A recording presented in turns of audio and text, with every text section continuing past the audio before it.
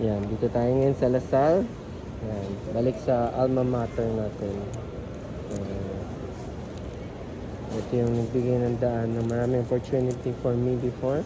And I was able to find a good job, a good career, and then a good background din, foundation. Up until now, nagagamit ko yung mga ano natin, mga natutunan ko dito. It's not more of that what topics It's more of the process of learning, process of doing research, process of, di ba? Of learning and unlearning things, di ba? What to learn, what not to learn. Diba? Critical thinking, mga ganun, etc. etc. Yan. Ganun din tayo mga ano.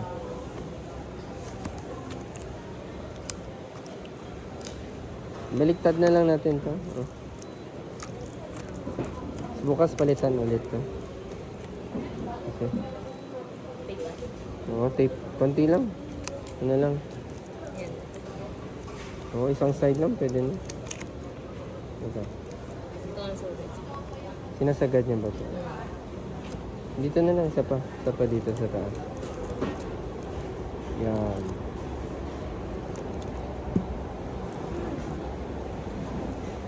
Okay. Review again. Hi, ma'am. Mochi buns. Hello, ma'am. Okay. Review lang natin yung mga product. Again, nasa Lasal po tayo. 9 to 13. Yearly to eh. So, this is my second time of joining here. Hopefully, next year they would invite us again. Sa Valentine's kasi ito. Meron din pang University Week sa mid-year. And then, meron din Christmas Bazaar sa November, December, banda doon.